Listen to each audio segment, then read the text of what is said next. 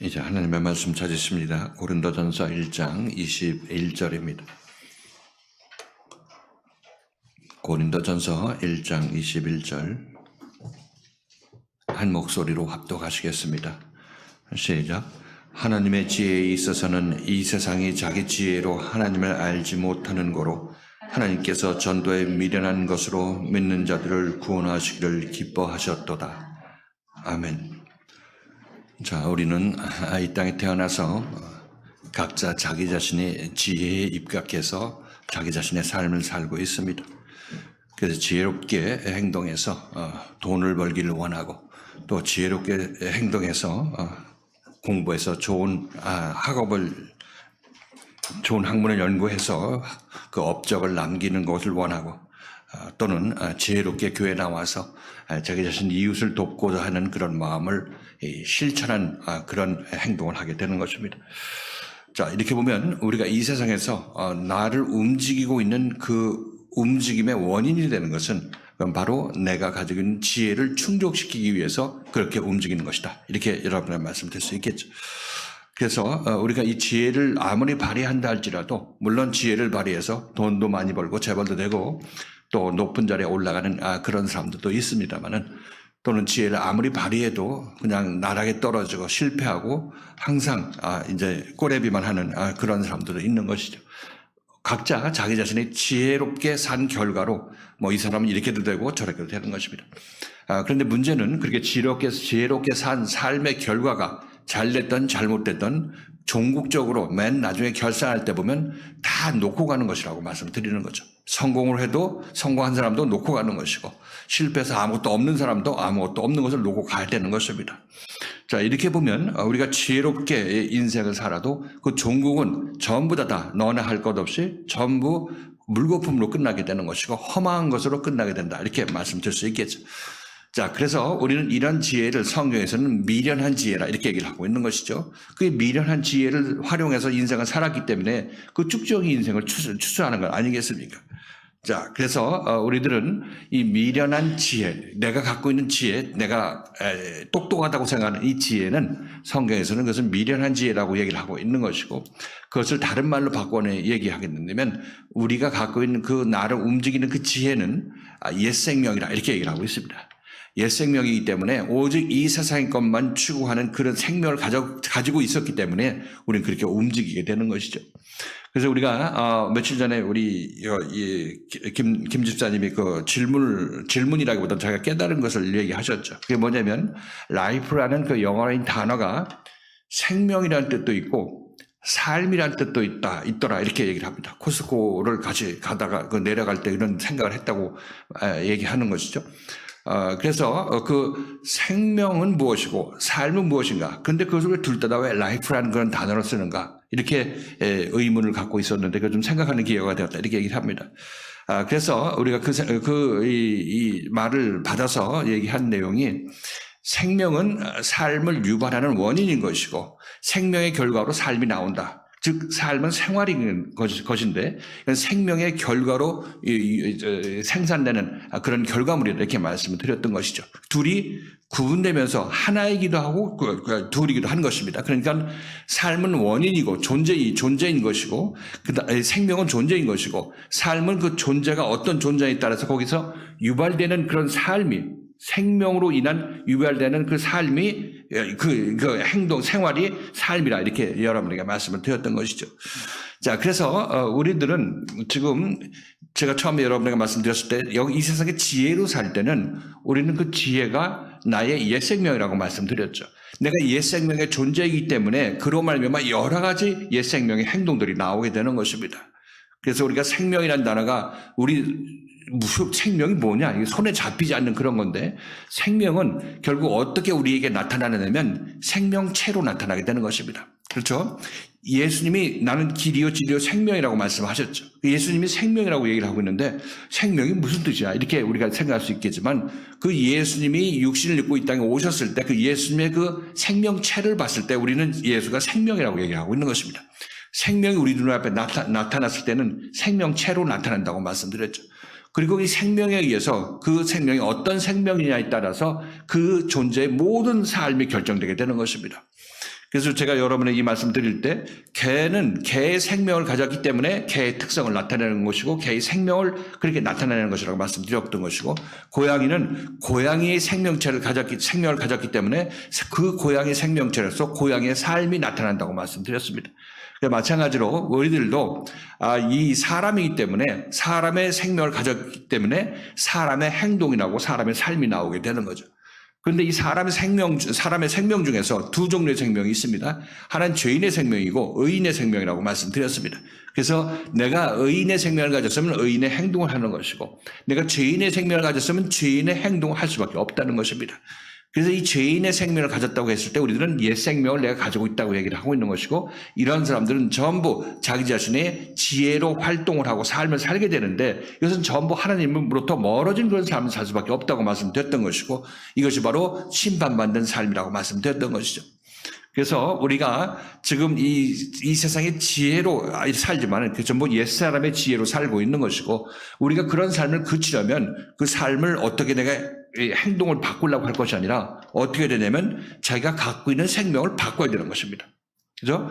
내가 죄인의 생명을 가졌으면 이것을 반납하고 의인의 생명을 받아야 의인의 행동이 나오는 것이고 그리고 죄인의 예수의 생명이 없었으면은 하나님이 없는 하나님이 없이 내가 삶을 살고 있다면 그 사람은 죄인의 생명이고 하나님의 생명이 없는 사람인 것이죠. 그런 사람들은 하나님의 생명을 받아야 우리는 하나님이 기뻐하시는 그런 하나님의 삶이 우리에게서 나타나게 되는 것입니다.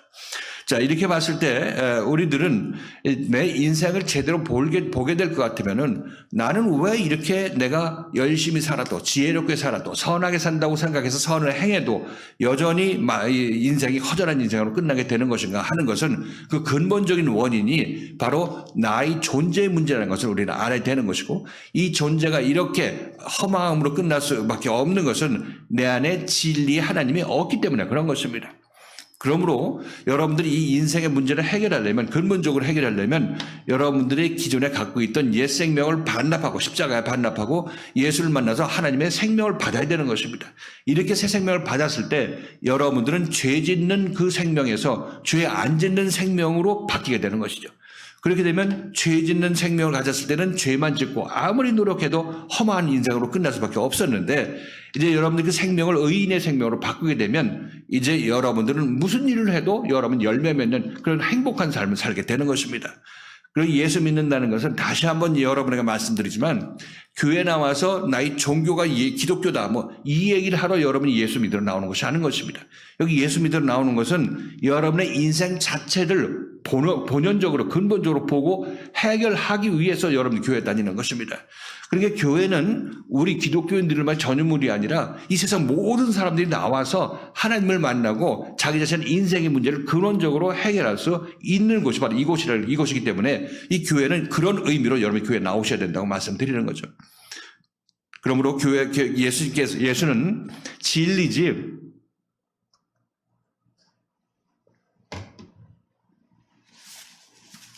어떤 종교의 지도자가 종교의 교주가 아니라 이렇게 여러분에게 말씀드렸던 것이고 지금 사도 바울도 여기서 이 하나님의 지혜하고 세상의 지혜하고 대비해서 얘기를 하고 있습니다.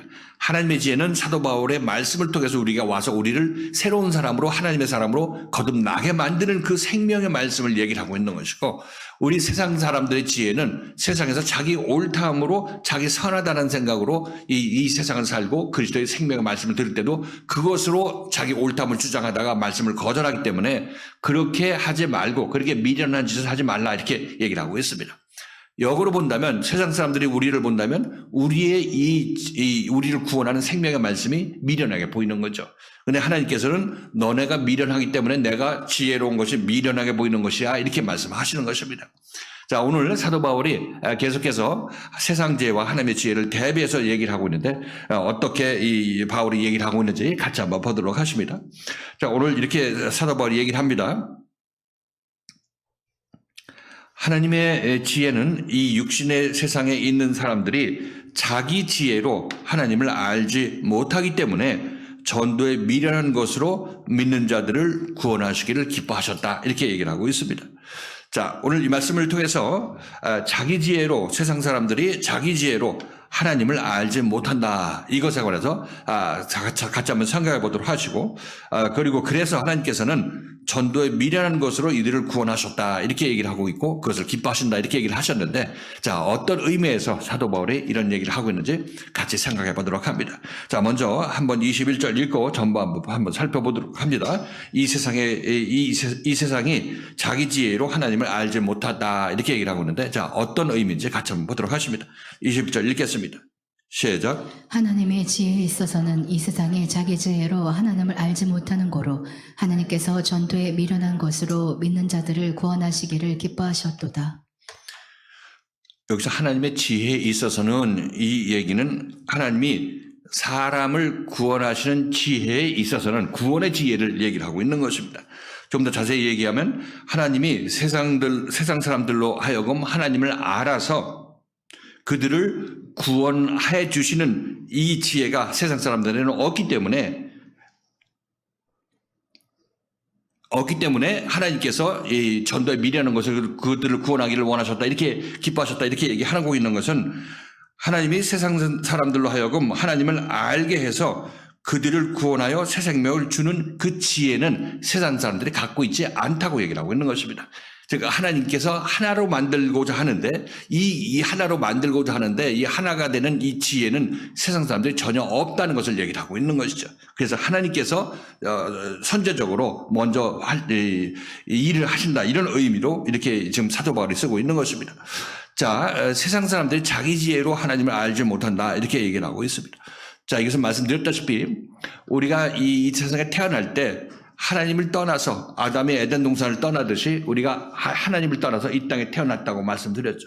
그래 하나님을 저기 놓고 떠났고 우리 마음속에 하나님 두기를 싫어하기 때문에 하나님 대한 인식이 없게 되는 것입니다. 하나님을 알지 못하는 상태에서 자기 자신이 이 세상에서 배운 지식으로 살게 되는 것입니다. 자, 이렇게 되면 우리들은 이렇게 살고 있는 삶 속에서 개중에는 많은 사람들이 오늘 먹고 오늘 마시고 오늘 입었으니까 편안하다. 내일은 여행 가고 또 먼 곳에 가서 뭐 장사도 하고 돈을 남기자. 뭐 이런 식으로 우리가 생각하고 살고 있습니다.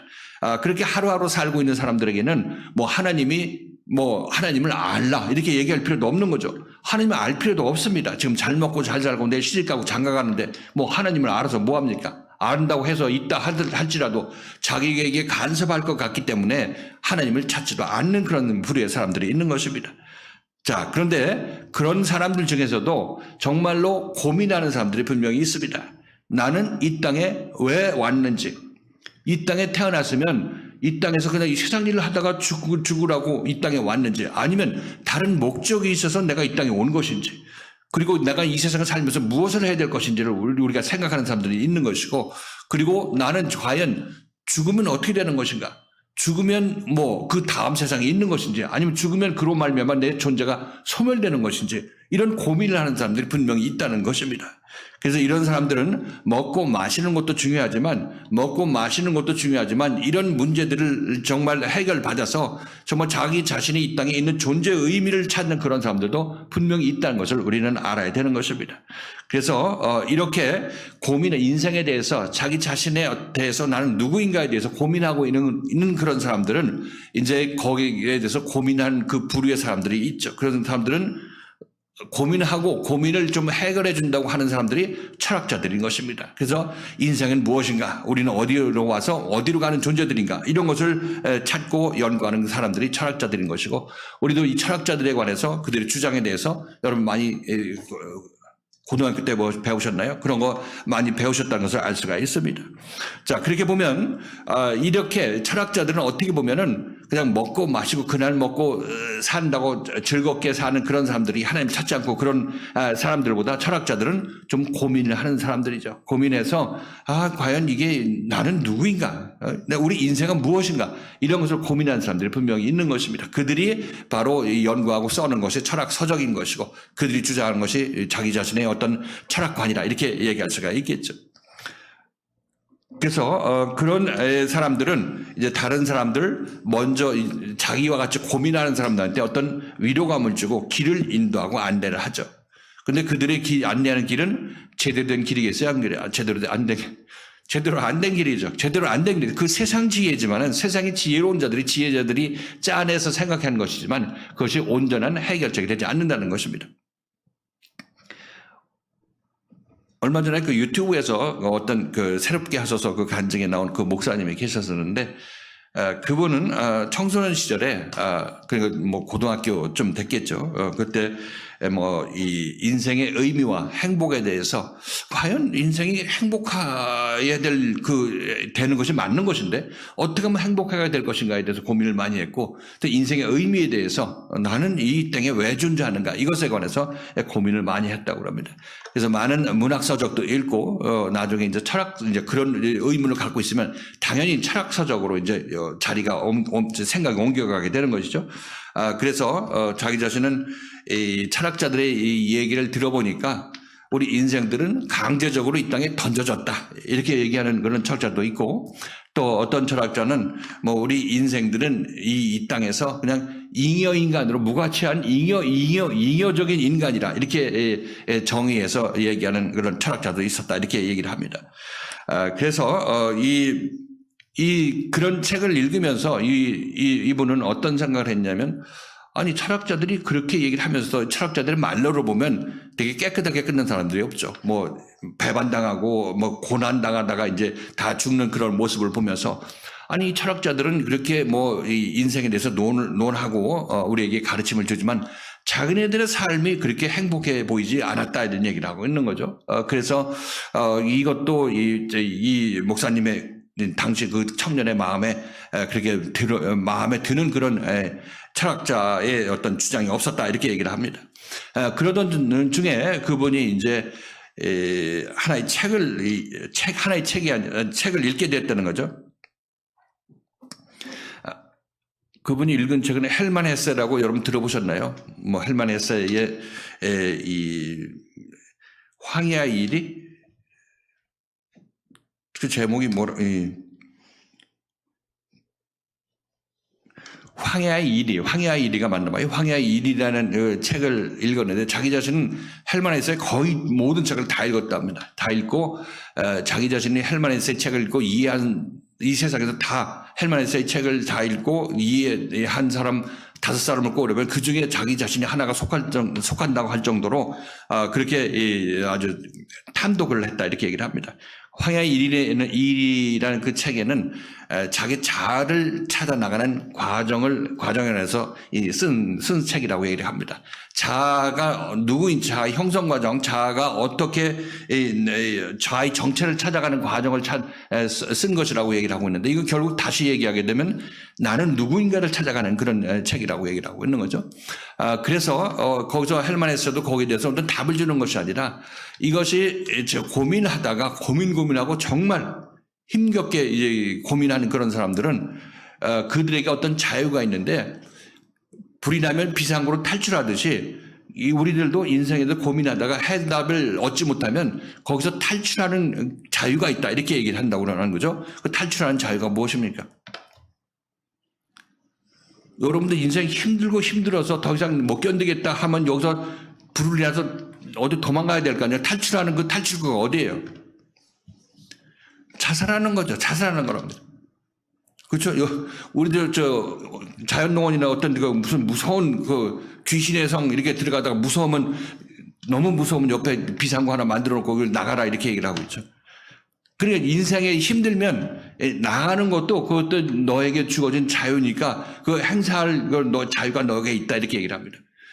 그래서 이분은 그 청년들 19살 때 그 책을 읽고 자기 자신은 정말 힘들어서 안 되겠다. 나도 여기 비상구로 나가야 되겠다 생각해서 그 책을 읽고 영향을 받아가지고 약을 먹고 이제 비상구로 탈출하려고 약을 먹었다 그러죠. 자살하려고 약을 먹었다 그랬습니다. 근데 그 사람이 죽었겠어요? 안 죽었겠어요? 안 죽었으니까 이 간증을 하고 있겠죠. 그 약을 먹었는데 3일 후에 깨어났다는 거예요. 3일 후에. 3일 후에 깨어서 눈을 떠보니까 눈을 뜨니까 눈물이 주르륵 흐르더라고 얘기를 하고 있는 거죠.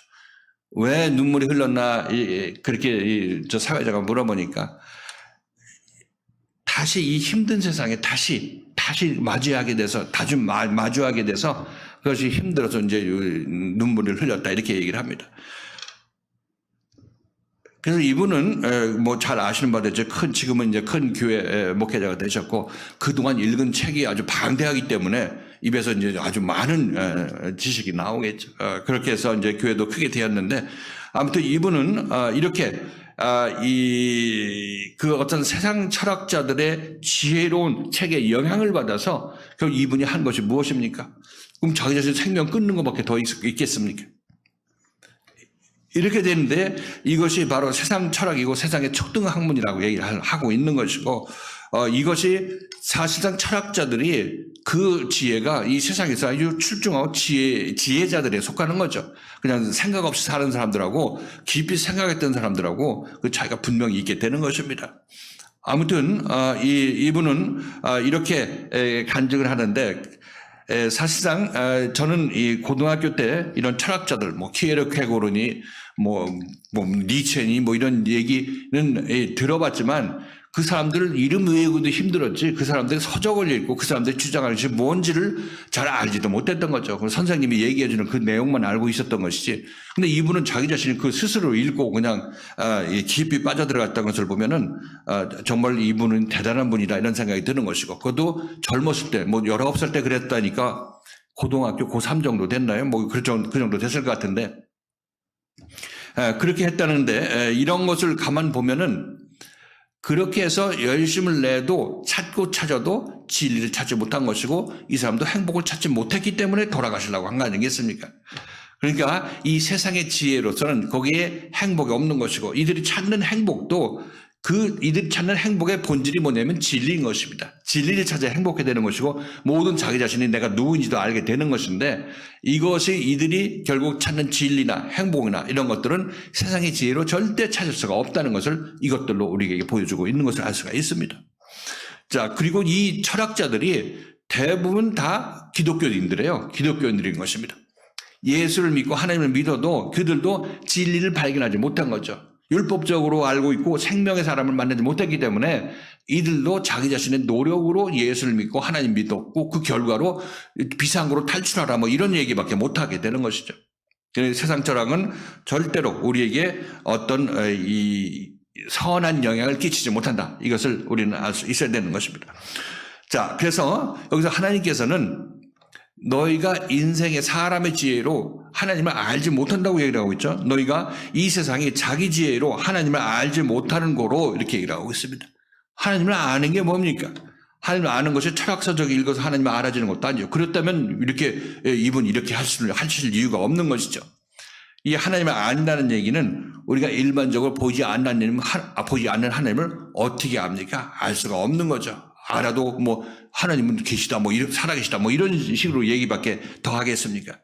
근데 이 하나님을 안다는 이 단어가 이 헬라어 단어는 기노스코라는 단어인데 이 기노스코라는 단어는 유대인들의 개념으로 남편과 아내가 서로 관계를 가졌을 때 하나가 되는 관계를 가졌을 때 이때 서로 안다고 얘기를 하고 있는 이때 안다 이렇게 표현하고 있습니다. 그래서 우리도 하나님을 알려면 하나님과 내가 서로 결혼해야 알게 되는 것입니다. 그래야 하나님과 하나 되어서 하나님이 어떤 분이신지 알게 되는 거죠. 그리고 일반적으로 내가 하나님을 알고 행복을 알고 하나님을 만나서 진리를 알고 이렇게 하게 되는 것은 전부 자기 자신의 노력으로는 자기 자신의 철학으로는 지혜로는 절대로 이 하나님에 가까이 갈 수가 없다는 것을 우리가 알 수가 있는 것입니다. 그래서 이 하나님을 안다는 것은 하나님과 하나됨을 얘기를 하고 있는데 자 요한복음 17장 2절 3절 같이 한번 찾아보십니다.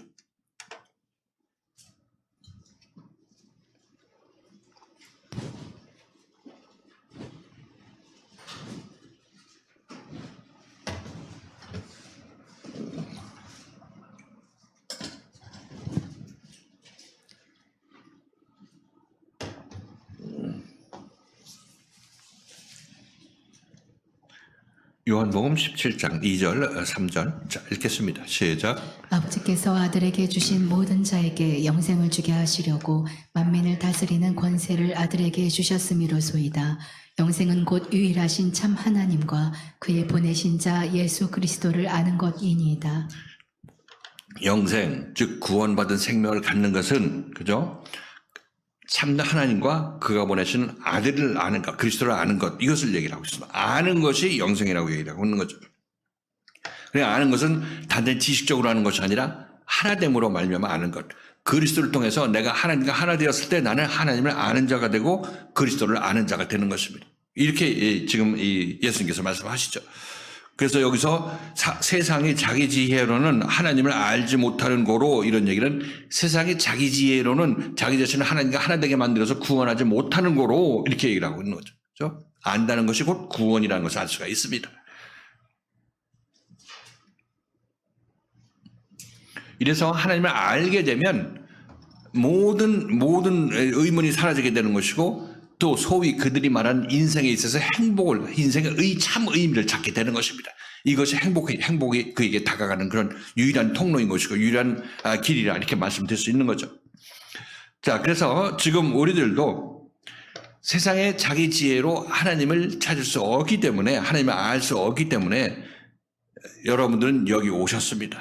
여기 오셔서 이제 자기 자신이 계속해서 자기 기존의 생명이 자기 자신의 지혜를 발휘하는 생명이기 때문에 이 생명을 가지고 있어서는 하나님의 생명이 여러분에게 들어갈 때 방해가 되는 것이기 때문에 이 생명을 자기 자신의 자기 세상 지혜를 버려놓고 하나님의 지혜를 받으려고 해야 되고 하나님의 말씀을 받고 순종하고 따라 나서야 된다는 것을 우리가 잘 생각하고 있어야 되는 것입니다.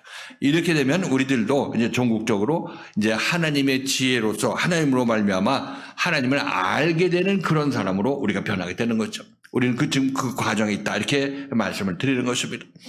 자, 그리고 이렇게 인생들이 하나님의 지혜로 자기 지혜로 하나님을 알지 못하기 때문에 이제 하나님께서 역사하신다고 얘기를 하고 있는 거죠. 자, 저 후반부 얘기입니다. 자, 21절 하나님께서 어떻게 일하시는지를 같이 한번 보도록 하십니다. 21절 읽고 후반부 말씀 보도록 하시겠습니다. 시작. 하나님의 지혜에 있어서는 이 세상의 자기 지혜로 하나님을 알지 못하는 고로 하나님께서 전도에 미련한 것으로 믿는 자들을 구원하시기를 기뻐하셨도다. 이제 인생의 지혜가 그런 한계가 있고 아무리 노력해도 결국 껍데기로 쭉정이로 끝날 수밖에 없는 인생을 살 수밖에 없는 그 인생을 불쌍히 여겨주셔서 하나님께서 전도에 미련한 것으로 그들을 구원하기를 기뻐하셨다 이렇게 얘기를 하고 있는 거죠. 자, 전도라는 것은 이 헬라어로 케리그마라고 합니다. 케리그마인데 이것은 복음을 전하는 것을 얘기해요. 복음 전하는 것, 그래 생명을 전하는 것이 케리그마라 이렇게 얘기할 수 있겠습니다. 자, 이 전도라는 것은 우리가 봤을 때 전도대에 나가죠. 새집, 아파트 전도 나가서 새로 이사 온 집 찾아가지고 전단지도 지고 또 주보 돌리고 하면서 이제 그들을 이쪽 교회로 이끌기를 원하고 아니면 길거리에 둘씩 다니면서 이제 전도하러 다니죠. 저도 호수공원 이렇게 한번 돌고 있는데 웬 말쑥한 미국 청년 둘이 쓱 지나가는 거예요. 그러니까 그 사람들은 어디 교회 사람들이? 몰몬교라고요? 몰몬교 전도자. 지나가면서 이제 저를 이렇게 쳐다보더니 안녕하세요 하고 한국말로 안녕하세요 하고 지나가는 거예요.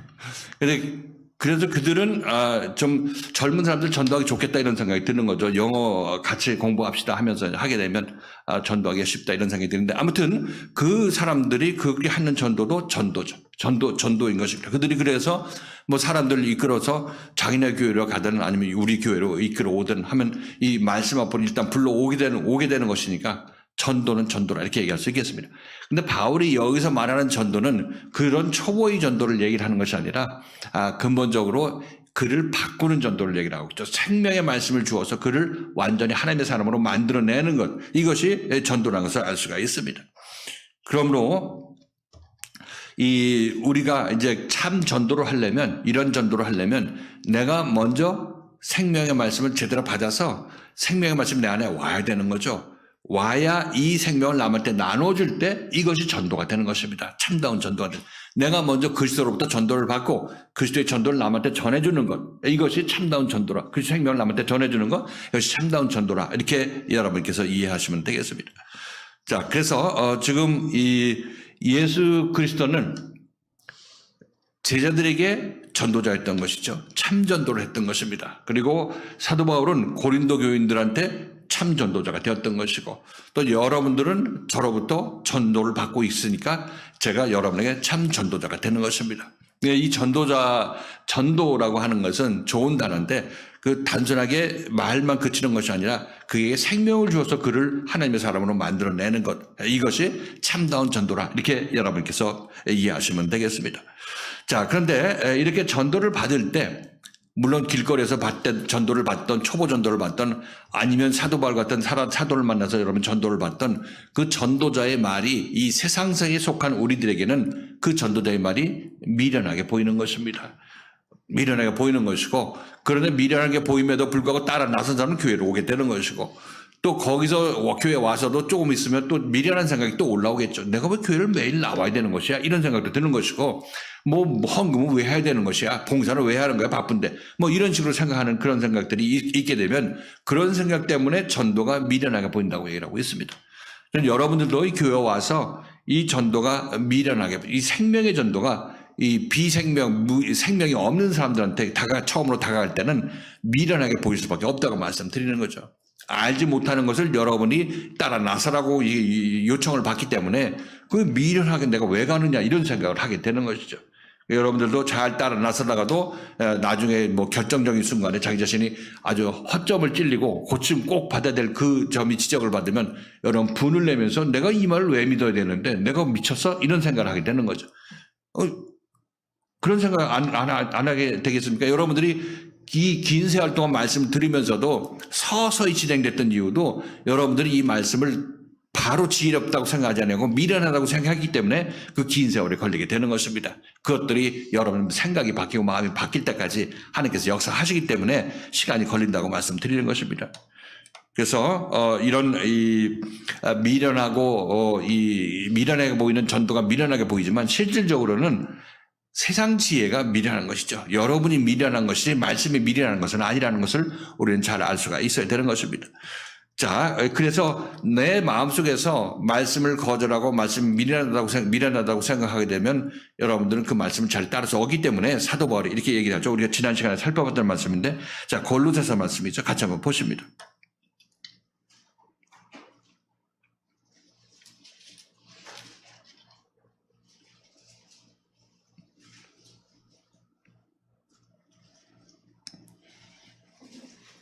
골로새서 2장 8절입니다. 골로새서 2장 8절.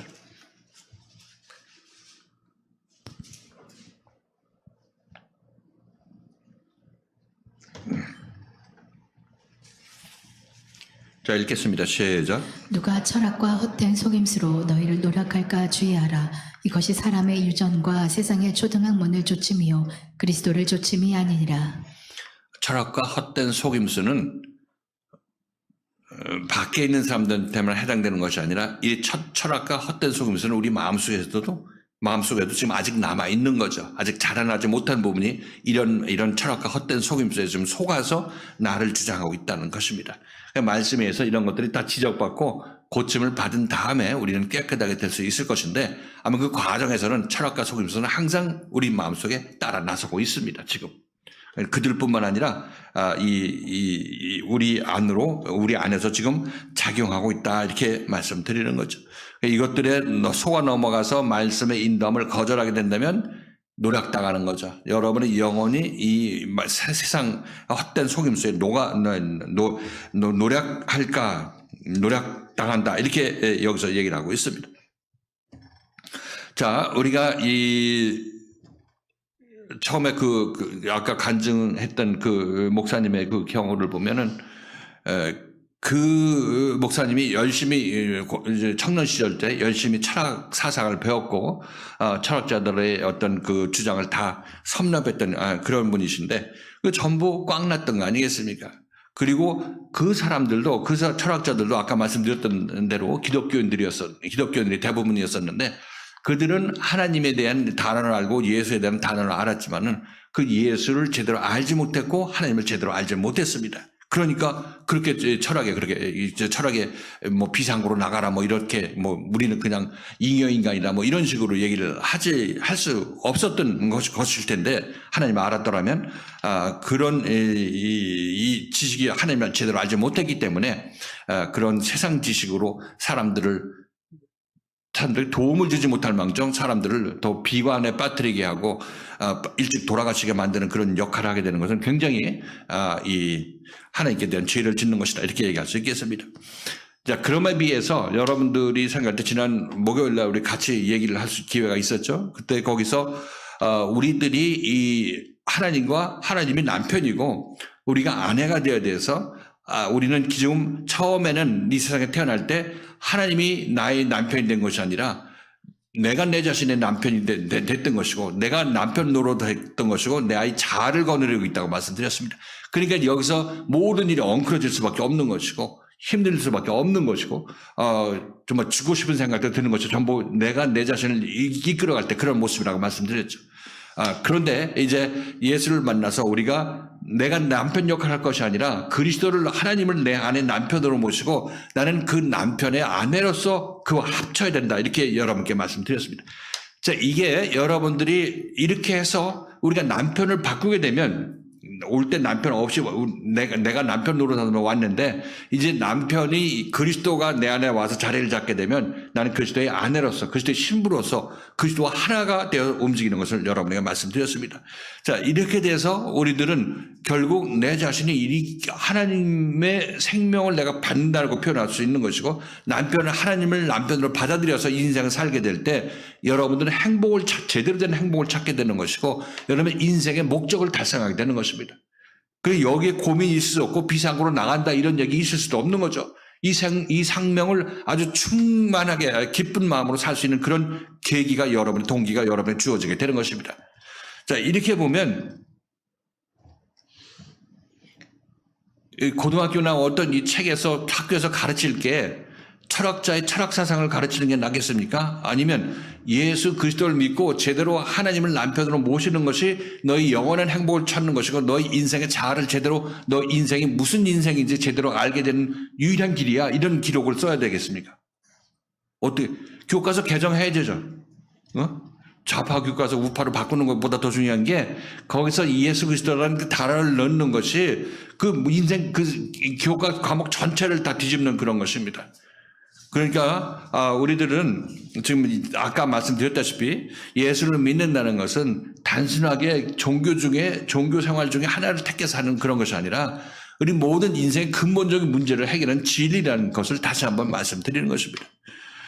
아무튼 우리가 이 세상에 와서 나 혼자 살라고 하기 때문에 자기 지혜로 살라고 하기 때문에 세상 지혜로 살라고 하기 때문에 모든 공고함과 좀 허망함이 올 수밖에 없는 것인데 이 남편을 바꾸게 되면 우리들은 이 인생의 모든 자기 자신의 본 모습을 찾을 수 있게 되는 것이고 이제 새로운 자기 자신으로 거듭나게 된다고 말씀드렸습니다. 이때는 여러분 안에 누가 있냐면 하나님이 있고 그리스도가 계신 것이죠. 자, 이런 모습을 갈라디아서 2장 20절에서 사도 바울은 이렇게 고백을 합니다.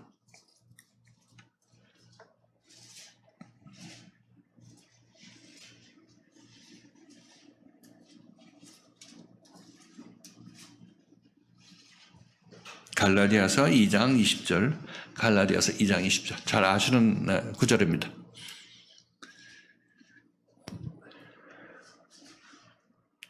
자, 읽겠습니다. 시작. 내가 그리스도와 함께 십자가에 못 박혔나니 그런즉 이제는 내가 산 것이 아니요 오직 내 안에 그리스도께서 사신 것이라. 이제 내가 육체 가운데 사는 것은 나를 사랑하사 나를 위하여 자기 몸을 버리신 하나님의 아들을 믿는 믿음 안에서 사는 것이라. 바울이 예수 그리스도의 생명을 받았을 때 이렇게 얘기를 하고 있는 거죠. 내 안에 그리스도가 산다. 바울도 있고 바울 안에 그리스도가 있다고 얘기를 하고 있습니다. 이것이 여러분의 인생의 문제를 온전히 해결받았을 때 여러분의 고백이 이 고백이 여러분 입에서 나오게 되어 있습니다.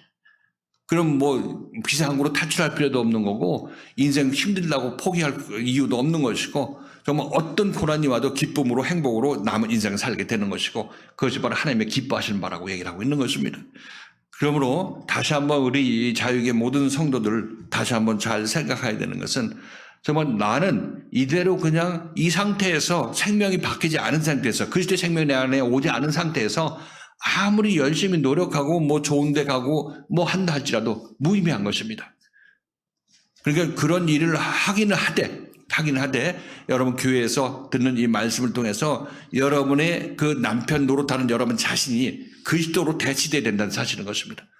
이 일을 하면서 세상 일을 뭐 여행도 가고 밥도 먹고 옷도 입고 전부 이 그리스도 안에서 이 일을 하게 됐을 때 여러분 인생 삶이 한 시간 한 시간 한 초 1초 1초가 매우 소중한 그 시간들이라고 말씀드리는 것이고 그 결말도 온전한 좋은 열매 맺고 기쁨으로 하나님께 영광 돌리며 하나님 곁으로 갈 수 있는 그런 이 사람이 되는 것이라고 말씀드리는 것입니다. 자, 그래서 우리들은 정말 이 그리스도의 말씀을 잘 순종하게 되면 절대 여러분 손해보는 것이 없어요. 손해보는 것이 없고 그 예수를 믿었던 모든 사람들의 고백이 자기 자신이 스스로 세상 것을 추구하려고 하는 것보다 그리스도와 함께 세상 것을 추구할 때 정말 좋은 열매를 맺게 되는 것, 세상 것으로도 좋은 열매를 맺게 되는 것이고 그런 말미암아 좀 더 여러분들이 하나님과 가까이 가는 그런 계기가 된다고 말씀드렸던 것이죠. 그러므로 다시 한번 여러분에게 말씀드리지만 사도 바울이 여기서 얘기할 때 전도의 미련한 것으로 너희들을 구원하기를 하나님께서 기뻐하셨다 이렇게 얘기를 하고 있는데 이 전도를 할 때 이 전도를 받아들이는 사람들, 생명의 말씀을 받아들이는 사람들이 이 자들이 믿게 되는 자죠. 믿는 자들이 되는 것입니다. 받아들이지 않으면 전도를 받아도 받아들이지 않으면 믿는 자가 아닌 거죠. 전도를 듣고 믿는 자들을 구원하신다. 이렇게 얘기하고 있는 것을 알 수가 있습니다.